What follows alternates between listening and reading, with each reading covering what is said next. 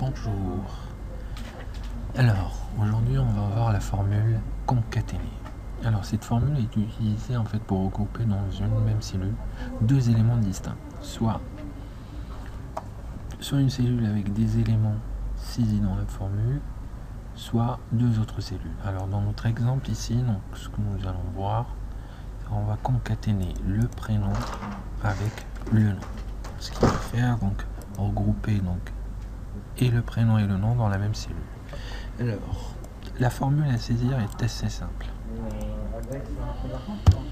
Donc, il faut toujours saisir donc le signe égal, puis concaténer, donc il suffit juste de taper donc le CONC, et là vous aurez donc la suite. Et là, il nous demande de sélectionner le texte numéro 1, en l'occurrence donc c'est le prénom, puis donc il me demande un séparateur, donc c'est un point virgule, puis on passe au texte numéro 2. Voilà, comme vous voyez, donc on peut concaténer autant de cellules qu'on veut. C'est en fonction de l'utilisation, bien évidemment. Je ferme la parenthèse et je fais entrer. Et là, comme vous voyez, donc j'ai le résultat ici, voilà, donc prénom, puis nom. Qu'est-ce que vous avez remarqué? Bien entendu, donc il n'y a pas d'espace entre le prénom et le nom. Il va falloir qu'on l'ajoute manuellement. Alors, pour ce faire, donc on va refaire donc l'exercice. Concaténer, sélectionne le premier texte, mais là qu'est-ce qu'on veut faire? Un rappel, on va ajouter un espace entre le prénom et le nom. Donc on met le premier séparateur pour ajouter le deuxième texte. Alors si on veut ajouter un espace ou une lettre, peu importe en fait, donc un espace et un caractère, donc pour Excel, donc il faut qu'on le mette entre deux cotes. Je vois la cote, je mets l'espace, je ferme la cote. Et là je mets mon point virgule et je sélectionne mon troisième texte. Et là je fais entrer, et là comme vous voyez, donc j'ai le prénom et le nom avec un espace entre les deux. Excellent.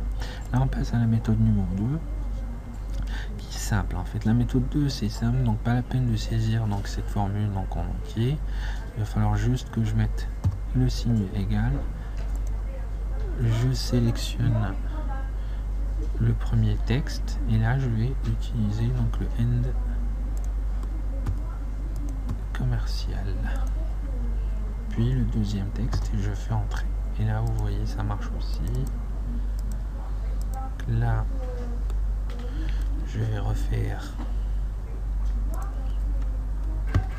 le même exercice pour ajouter un espace, donc c'est un premier texte end, le deuxième texte end, puis le troisième texte. Voilà, donc j'ai le même résultat, donc c'est identique. Parfait. Ce que vous devez retenir, donc n'oubliez pas d'utiliser un séparateur entre les arguments, donc un espace comme celui utilisé dans cet exercice. Donc l'espace doit être saisi toujours entre deux doubles cotes, en l'occurrence ces deux cotes là, donc c'est le message à retenir. Merci.